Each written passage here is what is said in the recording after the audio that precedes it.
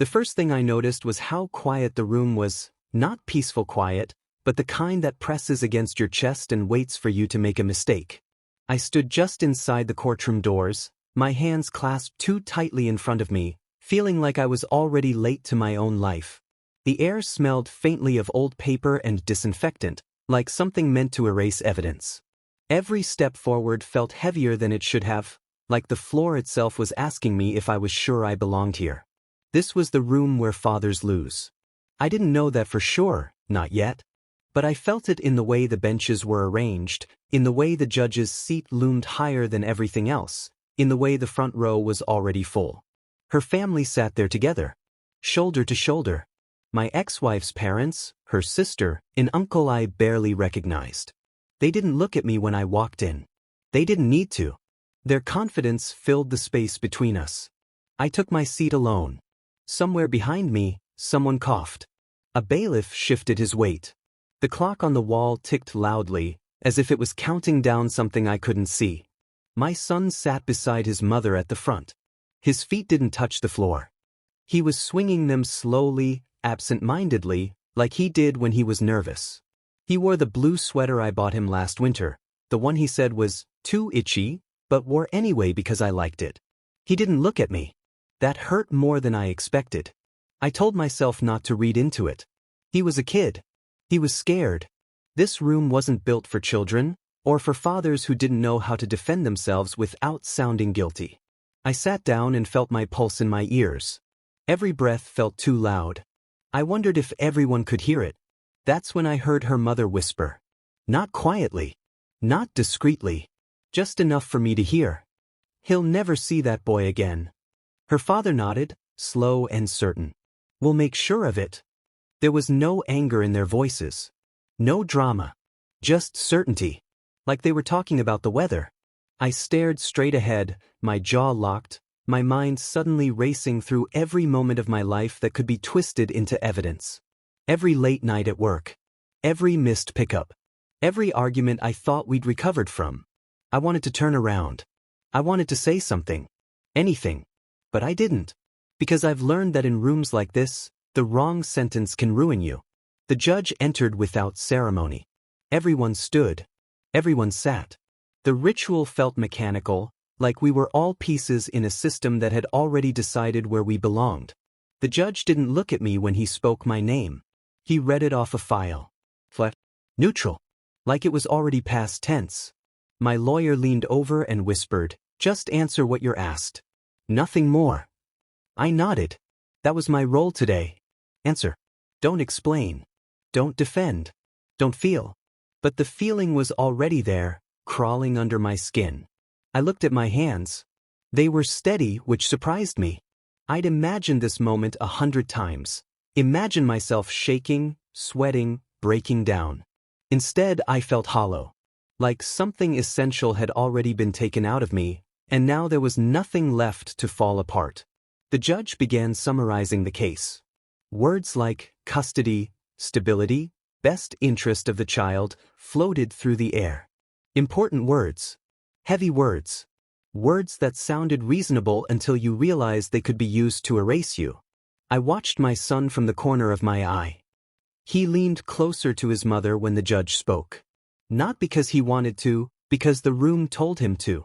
I wondered what he thought this place was. A test? A punishment? A grown-up argument he wasn't supposed to understand? I wondered if he thought I was losing.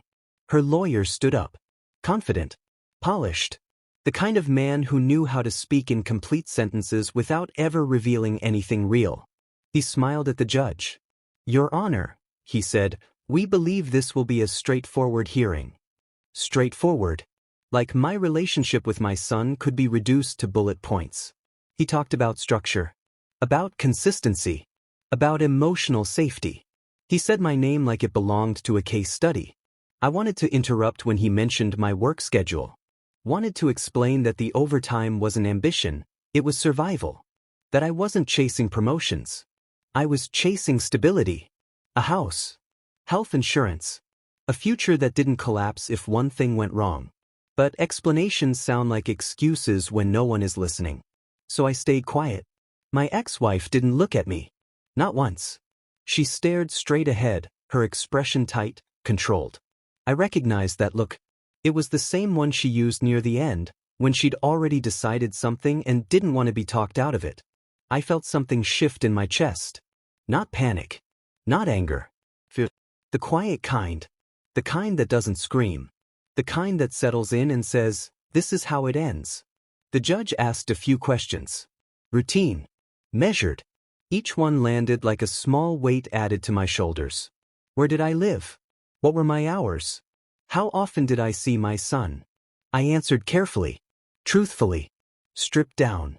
I didn't talk about the nights I lay awake thinking about him. Or the way I checked my phone every hour when he wasn't with me. Or how the silence in my apartment felt louder than any argument we ever had. Those things don't translate well into legal language. As the hearing moved forward, I became painfully aware of how alone I was. No one sitting beside me. No quiet nods of support. Just my lawyer and a thin stack of papers. Across the room, her family sat like a wall. I realized then that this wasn't just about custody. It was about judgment. About deciding what kind of man I was. And I didn't trust this room to understand that. The judge paused, flipping through the file. The sound of paper echoed. He looked up briefly, his eyes passed over me, then moved on. I felt invisible. I wondered if my son felt the same. The clock ticked again. Louder now. I knew deep down that something was coming. Something I couldn't prepare for. A moment where everything would tilt one way or the other. I didn't know yet that it wouldn't come from me. I didn't know yet that the quiet boy swinging his legs would soon change the temperature of the room. All I knew was this. If this room was where fathers lose, then I was standing right at the edge. And I had no idea how to step back. I used to believe that if I kept moving, no one would notice what I was missing. That if I stayed busy enough, long hours, late nights, constant pressure, I could outrun the parts of myself I didn't want to look at. In the courtroom, sitting alone on a hard wooden bench, I realized how wrong I'd been. Because stillness has a way of dragging everything into the light. The judge continued speaking, but his voice faded into background noise as my mind drifted backward, stitching together the version of me they were quietly dismantling across the room. Not with insults. Not with shouting. But with implication. Unreliable. Unavailable. Inconsistent. They didn't say, "bad father." They didn't have to. The picture formed on its own. I remembered the promotion I chased 3 years ago, the one that came with a modest raise and a massive expectation to prove I deserved it. I told myself it was for my family. That once things stabilized, I'd slow down. That this was temporary. Temporary has a way of becoming permanent. I remembered sitting in my car outside my son's school one afternoon, staring at the building while my phone buzzed with emails. I answered just one more. Then another. By the time I looked up, the parking lot was half empty. I watched kids walk out holding their parents' hands while my son stood there, scanning faces. When he saw me, he smiled anyway. That smile haunted me now. At the time, I told myself it was fine. That kids are resilient. That he knew I loved him. Love, I believed, was something you carried inside you. Something that didn't need proof every day. I was wrong about that too. The judge asked a question about my work schedule. I snapped back to the present, clearing my throat before answering. My voice sounded calm, professional, practiced. I'd learned how to speak that way over years of meetings and performance reviews. Say enough to sound competent. Not enough to sound defensive. But competence doesn't translate well to parenthood. As I spoke, I could feel eyes on me, not just the judge's, but her family's. Measuring. Weighing. Waiting for cracks. I didn't give them any. Instead, I gave them something worse. I gave them control. Because when you don't tell your own story, someone else will do it for you. My ex-wife's lawyer stood again, holding a thin stack of papers like they were heavier than they looked. He spoke about routines. Bedtimes. Homework. Stability. Stability was his favorite word. I thought about the nights my son fell asleep on the couch waiting for me to come home. About the mornings I rushed him through breakfast because I was already late. About the weekends I promised we'd do something fun and then canceled because I was exhausted. None of it felt malicious. But intention doesn't erase impact.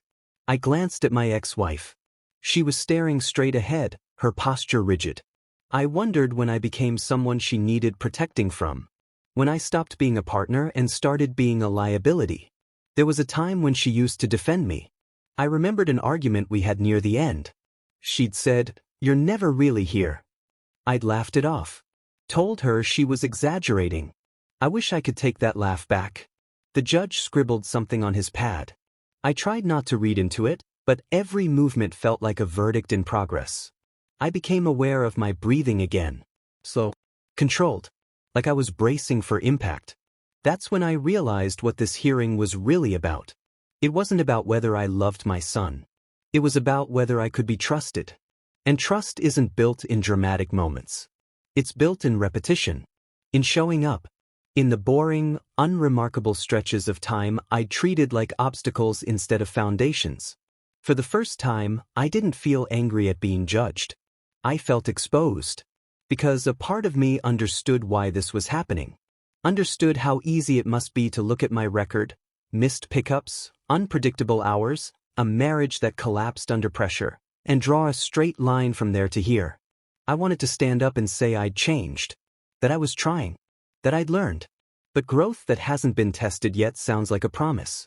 And promises don't mean much in rooms like this. The judge asked if either side wanted to add anything before moving forward. Her lawyer shook his head confidently. My lawyer glanced at me, just for a second. I shook my head too. There are moments when silence feels like surrender. This wasn't one of them. This was me finally listening. I looked at my son again. He wasn't swinging his legs anymore. He sat very still, his hands folded in his lap. Too still for a kid his age. That's when it hit me. This wasn't just my reckoning. It was his. He was watching every adult in the room decide who I was. Decide how much access I deserved to his life. Decide what kind of man his father was allowed to be. And I wondered, quietly, painfully, what I'd taught him about strength. I used to think strength was endurance. Pushing through. Carrying weight without complaining. But sitting there, stripped down to my patterns and my failures, I understood something I'd never let myself admit. Strength isn't just surviving pressure. It's being present when it counts. The judge leaned back slightly, his expression unreadable. He glanced at the file again, then toward the front row. Something was shifting. I couldn't tell if it was moving toward me or away. All I knew was that the version of me who walked into that courtroom, the man who thought working harder would fix everything, was already gone. Whatever happened next, I wouldn't leave this room the same. And as the judge opened his mouth to continue, I felt it, the subtle tightening in the air, the sense that the story was about to change direction. I just didn't know yet who would be the one to change it. There's a specific kind of humiliation that comes from being discussed like a problem someone else needs to solve. Not argued with.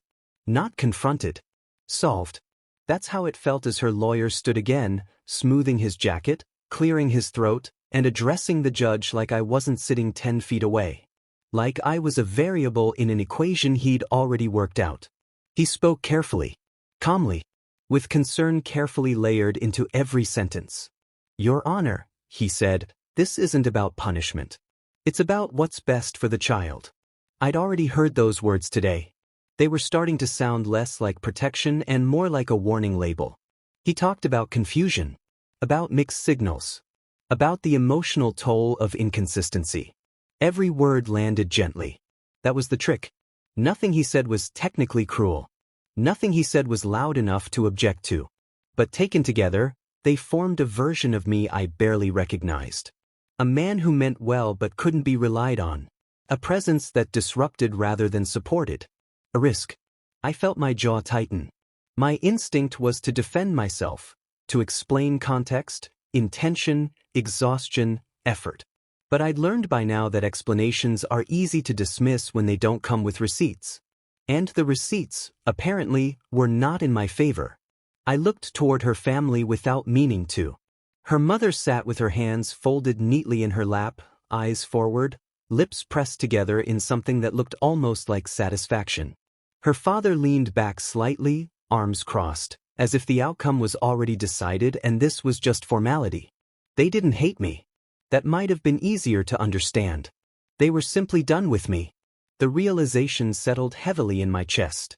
It wasn't personal anymore. It was procedural. They'd written me off as a phase their grandson needed to grow out of. The lawyer continued, now referencing examples. Missed exchanges. Late arrivals. Last-minute schedule changes. Each one true. Each one stripped of context. I thought about the night my car wouldn't start, the panic in my chest as I called to say I'd be late. The time my boss pulled me into his office 5 minutes before I was supposed to leave, his tone apologetic but firm. The days when everything collided at once and something had to give. It was always me who gave. But none of that mattered here. Because patterns matter more than reasons.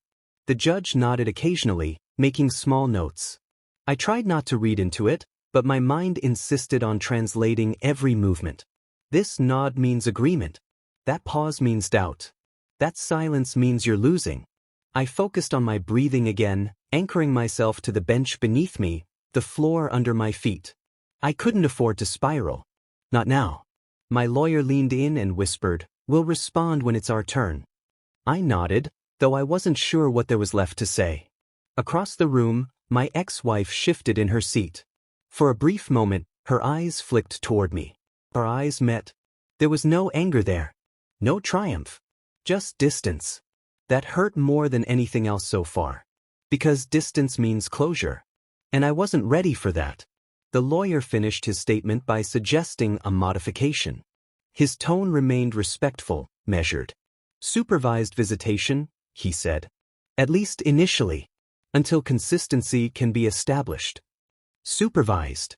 The word echoed in my head, louder than it should have been. I imagined someone sitting in the room while I tried to be a father. Watching. Evaluating. Timing my hugs.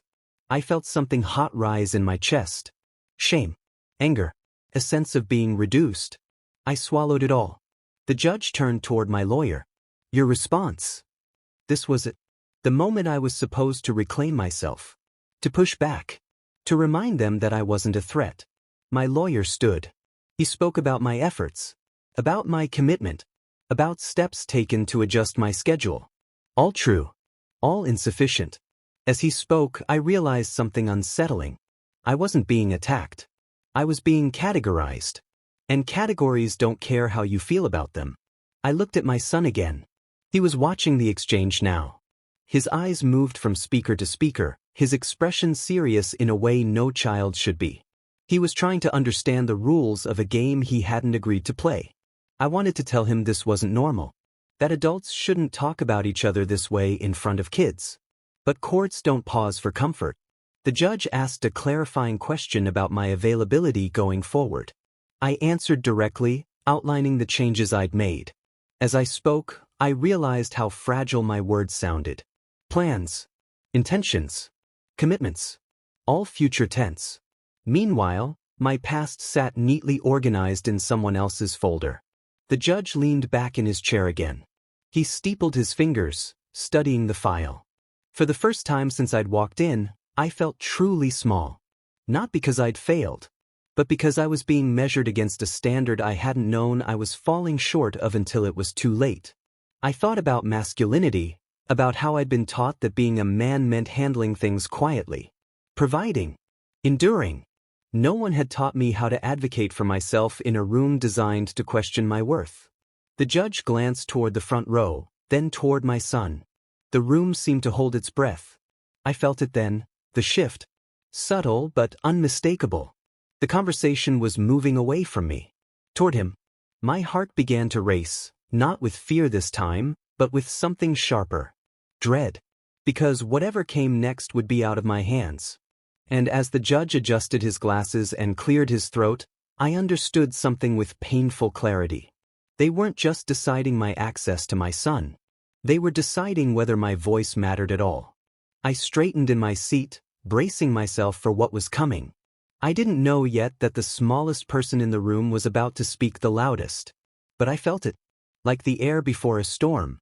The judge didn't look at me when he asked it. He didn't look at her lawyer either. He looked at my son. Would you like to say anything? The words were simple. Almost gentle. But they landed in the room like a dropped glass. For a moment, No one moved. I felt my chest tighten so suddenly it took effort to breathe. Every instinct in me screamed no. Don't put this on him. Don't make him choose.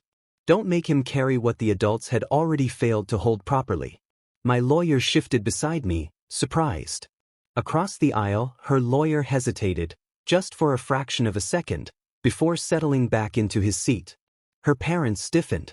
My ex-wife's shoulders tensed, her posture tightening as if she could physically shield our son from the weight of the question. I couldn't see his face clearly from where I sat. Only the top of his head. The soft curve of his hair. He didn't answer right away. And in that silence, I realized how rarely anyone had actually asked him what he thought. The judge waited, patient. The ticking clock seemed to grow louder again, marking time in a way that felt cruel. I leaned forward without meaning to. My hands were clenched now, my nails pressing into my palms. I wanted to shake my head, to tell him he didn't have to, that it was okay to stay quiet. But I didn't. Because this wasn't my moment anymore. My son shifted in his seat. His feet brushed the floor as he adjusted himself, suddenly looking very small in the oversized chair. He glanced at his mother. Then, slowly, he turned his head and looked back at me. Our eyes met. Something passed between us in that instant. Not reassurance. Recognition. Like he was checking to see if I was still there. I nodded, barely. Not yes. Just, I see you. He looked down at his hands. They were folded together, fingers fidgeting. I noticed a small scab on his knuckle, the same one he'd gotten climbing the fence at my place last weekend. The judge leaned forward slightly.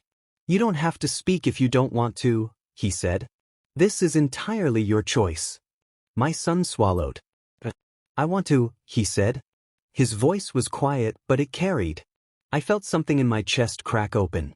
He straightened in his seat, then hesitated.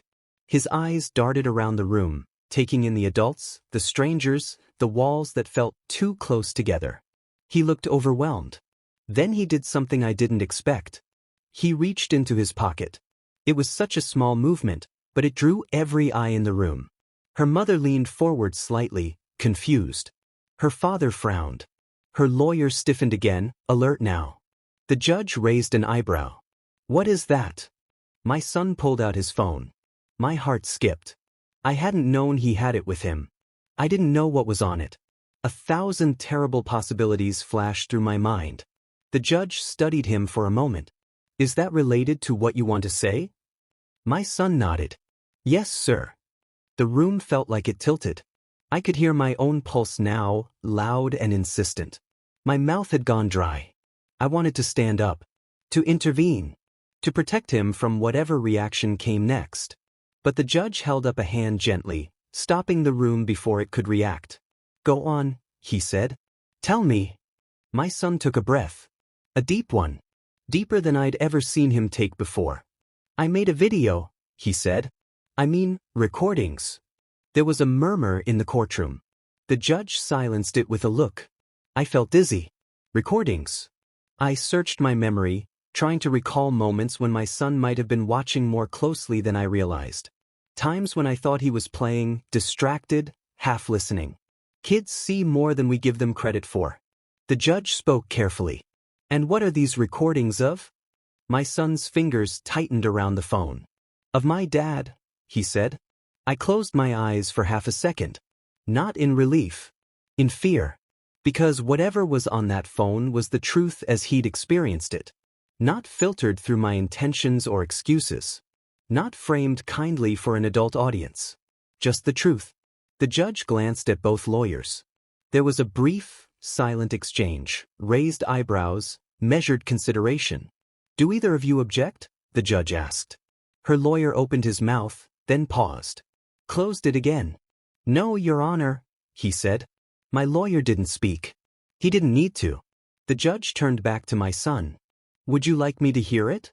My son nodded again. Yes. The judge considered him for a moment longer, then gestured toward the clerk. Let's play it. The clerk approached, and my son handed over the phone carefully, like it was something fragile. As the clerk connected it to the courtroom speakers, I felt every muscle in my body tense. I couldn't look at my ex-wife. I couldn't look at her parents. I could only stare straight ahead and wait. The first few seconds were just background noise. A room. A television playing softly. Then my son's voice, lighter, younger, filled the courtroom. "Dad." My breath caught. On the recording, I heard myself answer. "Yeah, buddy." The sound of my own voice in that space felt surreal, like hearing a stranger wear my skin. I felt the room lean in. Whatever came next would change everything. I knew that. And as the recording continued, I realized this was no longer about convincing anyone of who I was. This was about facing who I'd been. The courtroom fell completely silent. Not the tense silence from before. A different kind. The kind that waits for truth. The first sound was static. Not the harsh kind. Just a soft hiss, like the room itself was holding its breath. Then my voice. "Yeah, buddy." Hearing it like that, detached from my body, stripped of context, sent a shock through me. It sounded calmer than I felt most days. Steadier. More present than I remembered being. The recording continued. There was the low hum of my apartment. The refrigerator. A television murmuring somewhere in the background.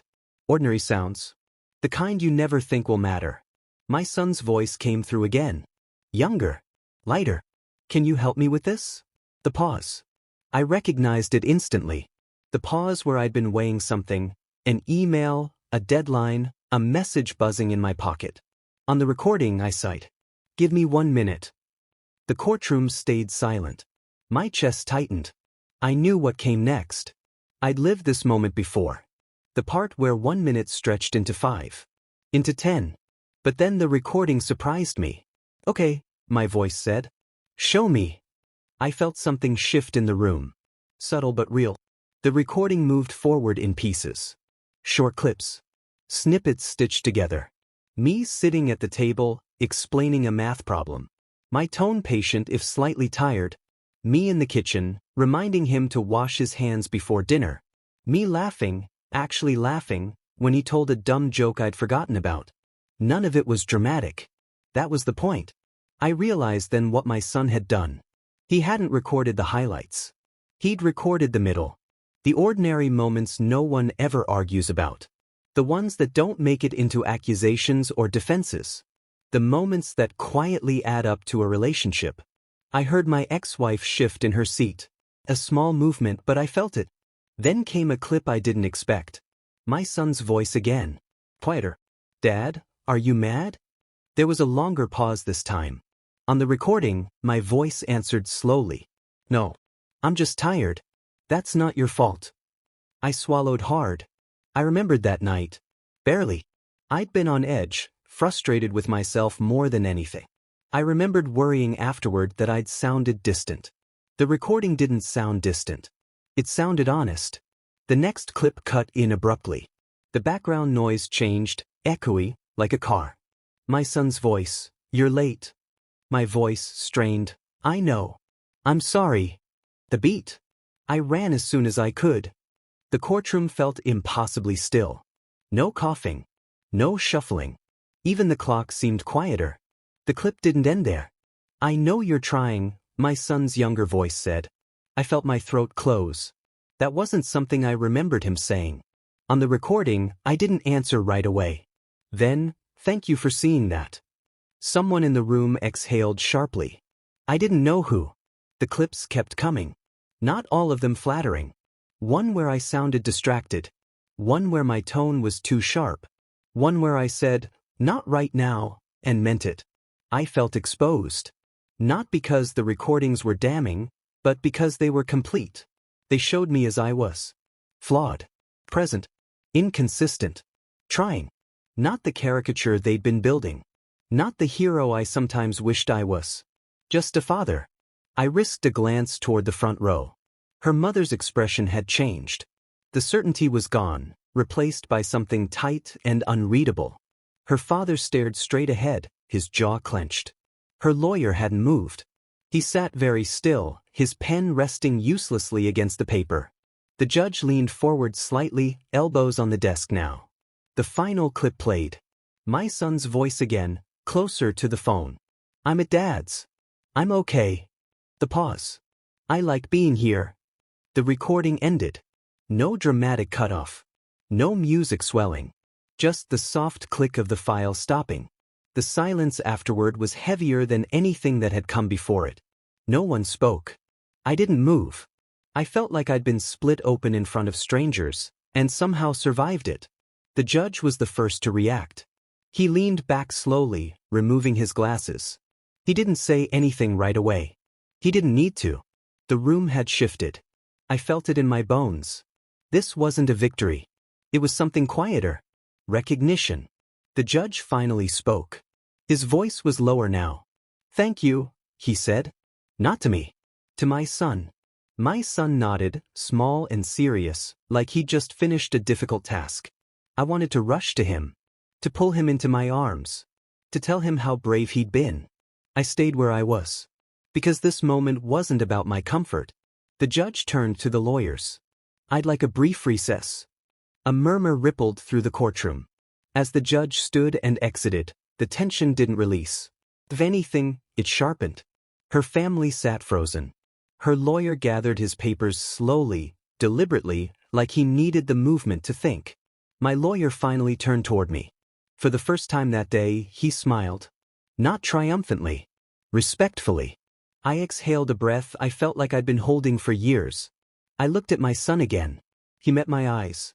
There was no smile. Just something steadier. I understood then that whatever the judge decided next, whatever conditions or compromises came with it, something fundamental had already changed. My son had spoken.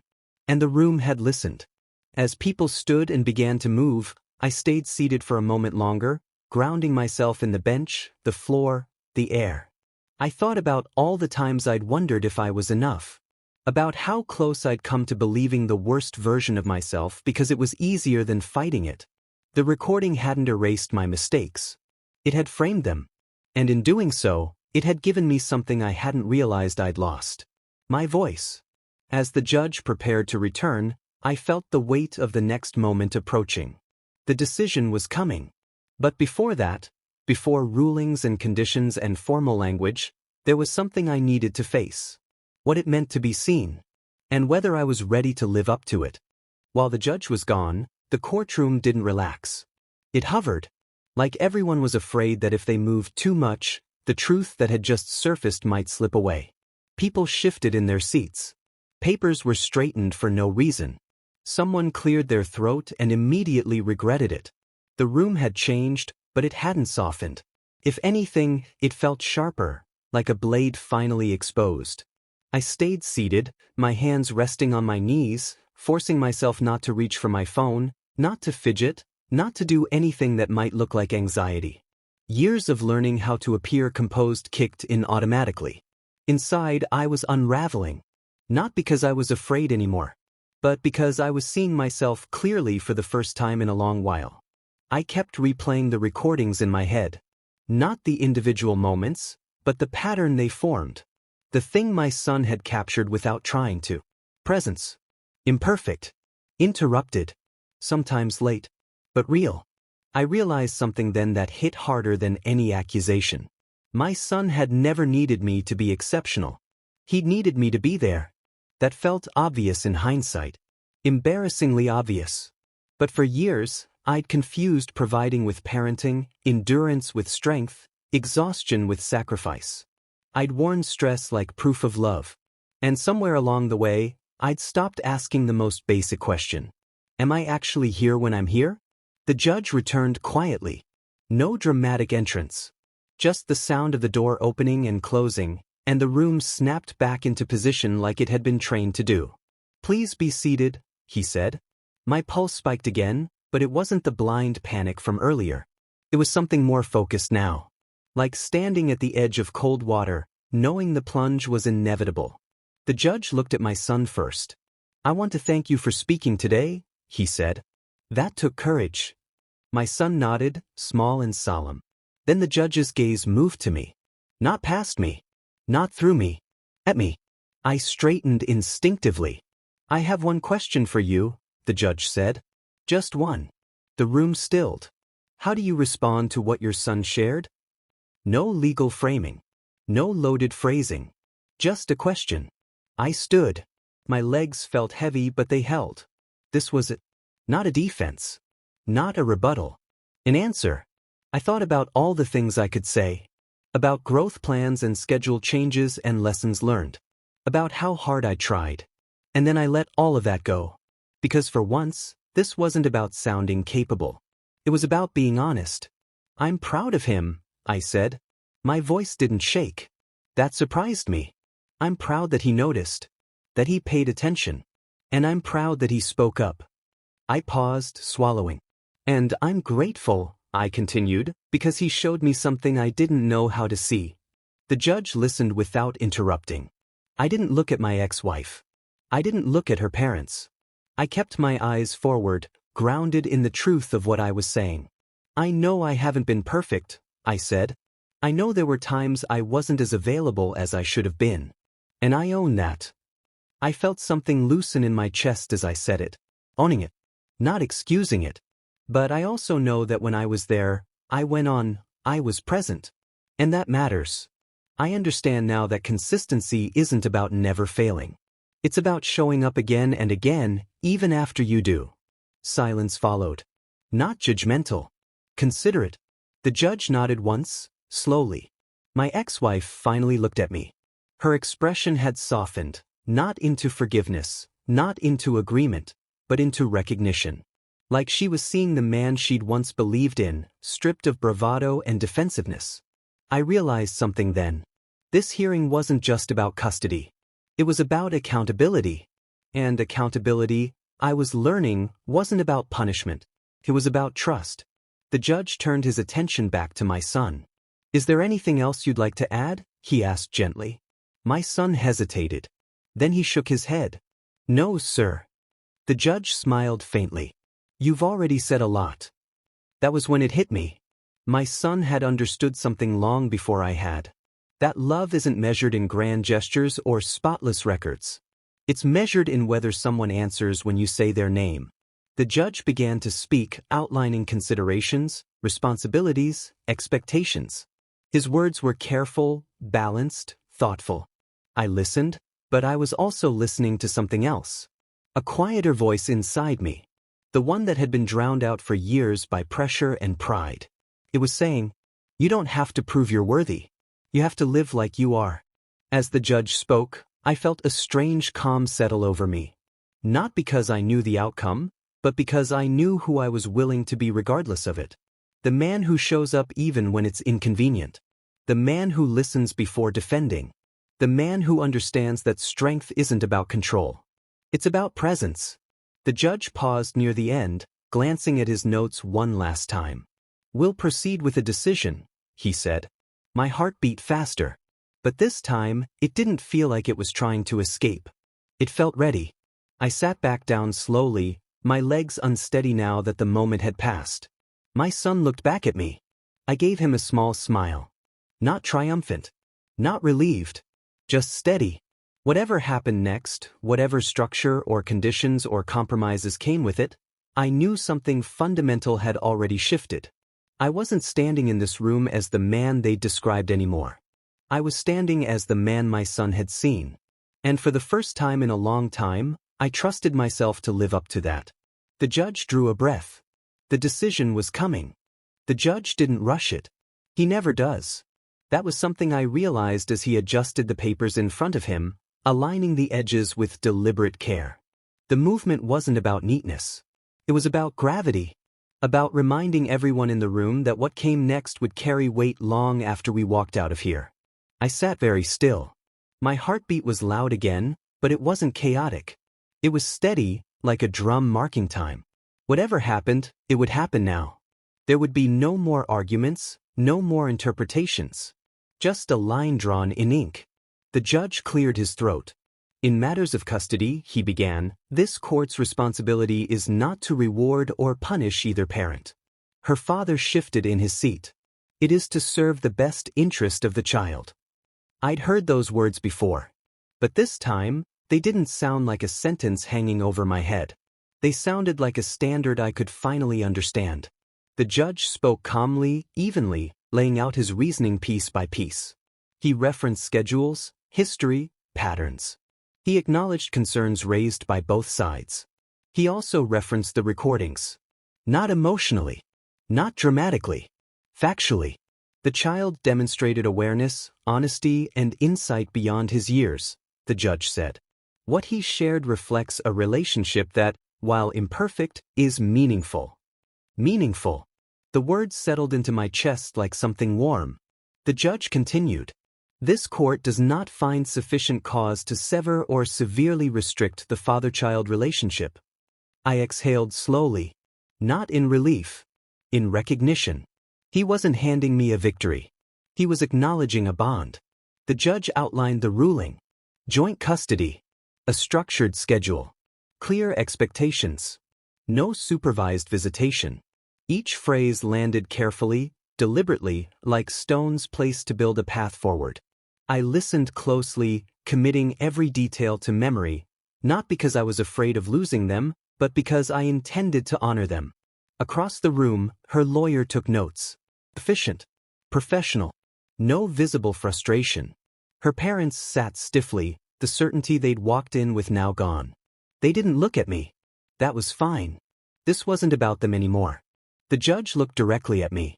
Consistency will matter, he said. Not just now, but over time. I understand, I said. And I meant it. Not as a promise made under pressure, but as a commitment grounded in clarity. He turned to my ex-wife. Her face was unreadable, but her shoulders had relaxed slightly. She nodded once when the judge finished addressing her. I didn't feel triumph. I felt responsibility. That surprised me. The judge concluded with formalities, dates, documentation, follow-ups. The language returned to procedure. The moment began to close. Court is adjourned, he said. The gavel struck. Just once. The sound echoed longer than it should have. People began to move. Chairs scraped softly against the floor. Papers were gathered. Voices returned, low and cautious, like everyone was afraid to break something fragile. I stayed seated for a moment longer. My legs felt unsteady, like I'd just finished running a distance I hadn't trained for. My lawyer leaned toward me. You did well, he said quietly. I nodded. But I wasn't thinking about performance. I was thinking about follow-through. My son turned in his seat, twisting around to look at me. For the first time all day, his face softened. Not into a grin. Into relief. I stood then, slowly, making my way toward him. There were rules about when and how we could interact, but none about eye contact. Our eyes met. He smiled. I felt my throat tighten. Hey, I said. Hey, he replied. That was all. It was enough. My ex-wife approached, stopping a few steps away. There was an awkward pause, a shared history hanging between us. We'll talk later, she said. Yes, I replied. Not defensive. Not bitter. Open.